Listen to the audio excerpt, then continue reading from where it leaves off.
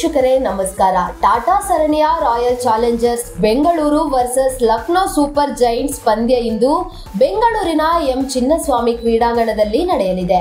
ರಾತ್ರಿ 7:30ಕ್ಕೆ ಪಂದ್ಯ ಆರಂಭವಾಗಲಿದೆ. ಪಂದ್ಯದ ಹಿನ್ನೆಲೆ ಮಧ್ಯಾಹ್ನ 3 ಗಂಟೆಯಿಂದ ರಾತ್ರಿ 11 ಗಂಟೆಯವರೆಗೆ ರಸ್ತೆ ಬಳಕೆದಾರರ ಅನುಕೂಲ ಮಾಡಿಕೊಡುವ ಸಲುವಾಗಿ ಸಂಚಾರ ವ್ಯವಸ್ಥೆಯಲ್ಲಿ ಬದಲಾವಣೆ ಮಾಡಲಾಗಿದೆ ಎಂದು ಬೆಂಗಳೂರು ಸಂಚಾರ ಪೊಲೀಸ್ ಇಲಾಖೆ ತಿಳಿಸಿದೆ. ಪಂದ್ಯ ನಡೆಯುವ ಹಿನ್ನೆಲೆಯಲ್ಲಿ ಎಂ ಚಿನ್ನಸ್ವಾಮಿ ಕ್ರೀಡಾಂಗಣ ಸುತ್ತಮುತ್ತಲಿನ ರಸ್ತೆಗಳಲ್ಲಿ ವಾಹನ ನಿಲುಗಡೆಯನ್ನು ನಿಷೇಧಿಸಲಾಗಿದೆ.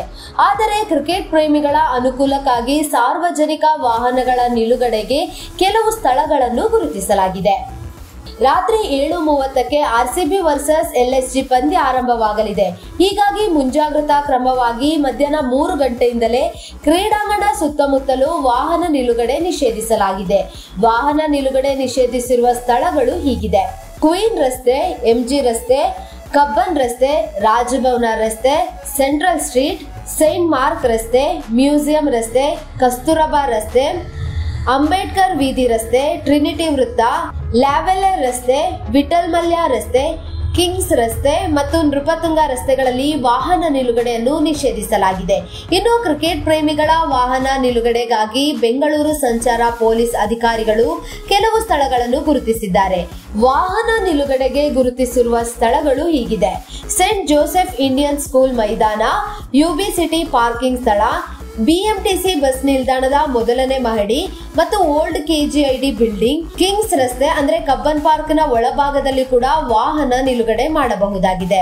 ಇಂಡಿಯನ್ ಪ್ರೀಮಿಯರ್ ಲೀಗ್ನ 17ನೇ ಆವೃತ್ತಿಯಲ್ಲಿಂದು ಬೆಂಗಳೂರಿನ ಎಂ ಚಿನ್ನಸ್ವಾಮಿ ಕ್ರೀಡಾಂಗಣದಲ್ಲಿ ರಾಯಲ್ ಚಾಲೆಂಜರ್ಸ್ ಬೆಂಗಳೂರು ಮತ್ತು ಲಕ್ನೋ ಸೂಪರ್ ಜೈಂಟ್ಸ್ ತಂಡಗಳು ಮುಖಾಮುಖಿ ಆಗಲಿದೆ. ರಾತ್ರಿ 7:30ಕ್ಕೆ ಪಂದ್ಯ ಆರಂಭವಾಗಲಿದೆ.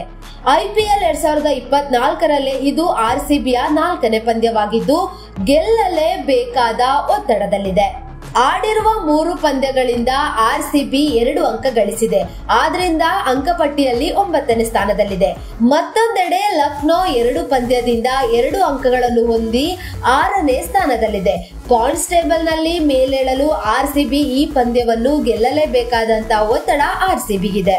ಇನ್ನು ಮಾರ್ಚ್ 22ರಂದು ನಡೆದ ಪಂದ್ಯಾವಳಿಯ ಆರಂಭಿಕ ಪಂದ್ಯದಲ್ಲಿ ಆರ್ಸಿಬಿ ಚೆನ್ನೈ ಸೂಪರ್ ಕಿಂಗ್ಸ್ ವಿರುದ್ಧ ಸೋತಿದ್ದು, ಬಳಿಕ ಮಾರ್ಚ್ 25ರಂದು ಪಂಜಾಬ್ ಕಿಂಗ್ಸ್ ವಿರುದ್ಧ ಕೊನೆಯ ಓವರ್ನಲ್ಲಿ ಗೆದ್ದು ಜಯದ ಖಾತೆ ತೆರೆದಿದ್ದಾರೆ. ಕಳೆದ ಪಂದ್ಯದಲ್ಲಿ ಕೆಕೆಆರ್ ವಿರುದ್ಧ ಹೀನಾಯ ಸೋಲು ಕಂಡಿತ್ತು. ಸೋತ ಎಲ್ಲಾ ಪಂದ್ಯಗಳಲ್ಲಿ ಆರ್ಸಿಬಿ ಸೋಲಿಗೆ ಬೌಲರ್ಗಳೇ ಮುಖ್ಯ ಕಾರಣರಾದರು. ಇಂದು ಉಭಯ ತಂಡಗಳಿಗೆ ಗೆಲುವು ಮುಖ್ಯವಾಗಿರುವ ಕಾರಣ ಬೆಂಗಳೂರಿನಲ್ಲಿ ಹೈ ವೋಲ್ಟೇಜ್ ಮ್ಯಾಚ್ ಆಗುವುದಂತೂ ಖಚಿತ. ಸಿಎಸ್ಕೆ, ಪಂಜಾಬ್ ಮತ್ತು ಕೆಕೆಆರ್ ವಿರುದ್ಧ ಆರ್ಸಿಬಿ ನೀಡಿದ ಪ್ರದರ್ಶನ ಬೌಲಿಂಗ್ ನಲ್ಲಿ ತೀರಾ ಕಳಪೆಯಾಗಿತ್ತು. ಹೀಗಾಗಿ ಇಂದಿನ ಪಂದ್ಯಕ್ಕೆ ಪ್ಲೇಯಿಂಗ್ 11 ನಲ್ಲಿ ಬದಲಾವಣೆ ಆಗುವುದು ಖಚಿತ. ಬೆಂಗಳೂರಿನಲ್ಲಿರುವ ಬ್ಯಾಟಿಂಗ್ ಸ್ನೇಹಿ ಪಿಚ್ಗಳ ಸ್ವರೂಪವನ್ನು ಗಮನಿಸಿದರೆ ಆರ್ಸಿಬಿ ತಂಡಕ್ಕೆ ಬಲಿಷ್ಠ ಅನುಭವಿ ಬೌಲರ್ಗಳು ಬೇಕೇ ಬೇಕು. ಕಳೆದ 3 ಪಂದ್ಯದಲ್ಲಿ ವೆಸ್ಟ್ ಇಂಡೀಸ್ ಸೀಮರ್ ಅಲ್ಜಾರಿ ಜೋಸೆಫ್ ದುಬಾರಿಯಾದರು. ಜೋಸೆಫ್ರ ನೀರಸ ಪ್ರದರ್ಶನದಿಂದ ಇವರು ಪ್ಲೇಯಿಂಗ್ 11 ನಿಂದ ಔಟ್ ಆಗುವ ಸಾಧ್ಯತೆ ಇದೆ. ಇವರ ಸ್ಥಾನಕ್ಕೆ ಸ್ಟಾರ್ ವೇಗಿ ಲಾಕಿ ಫೆರ್ಗುಸನ್ ಬರುವ ಬಹುತೇಕ ಖಚಿತವಾಗಿದೆ. ಅವಕಾಶಕ್ಕಾಗಿ ಕಾಯುತ್ತಿರುವ ಇವರು ಇಂದು ಕಣಕ್ಕಿಳಿಯಬಹುದು. ಹಾಗೆಯೇ ಆರ್ಸಿಬಿ ತಂಡದ ಬ್ಯಾಟಿಂಗ್ ವಿಭಾಗದಲ್ಲೂ ಒಂದು ಬದಲಾವಣೆ ನಿರೀಕ್ಷಿಸಲಾಗಿದೆ. ಕಳೆದ ಇಂಗ್ಲೆಂಡ್ ಟೆಸ್ಟ್ ಸರಣಿಯಿಂದಲೂ ಕಳಪೆ ಫಾರ್ಮ್ನಿಂದ ಕಂಗೆಟ್ಟಿರುವ ರಜತ್ ಪಾಟೀದಾರ್ಗೆ ಇಂದು ಅವಕಾಶ ಸಿಗುವುದು ಅನುಮಾನ. ಇವರ ಜಾಗಕ್ಕೆ ಸುಯೇಶ್ ಪ್ರಭು ದೇಸಾಯಿ ಅಥವಾ ಮಹಿಪಾಲ್ ಬರುವ ಸಾಧ್ಯತೆ ಇದೆ.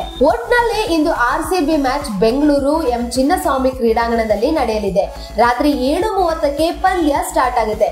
ಎಲ್ಎಸ್ಜಿ ಮತ್ತು ಆರ್ಸಿಬಿ ನಡುವಿನ ಈ ಪಂದ್ಯ ಏನಾಗುತ್ತೋ ಕಾದು ನೋಡಬೇಕು. Anjali, special desk, BN TV. ಇದು ನಿಮ್ಮ ಧ್ವನಿ. ಮತ್ತಷ್ಟು ಅಪ್ಡೇಟ್ಗಾಗಿ BN TV ಯೂಟ್ಯೂಬ್ ಚಾನೆಲ್ನ ಲೈಕ್ ಮಾಡಿ, ಸಬ್ಸ್ಕ್ರೈಬ್ ಮಾಡಿ.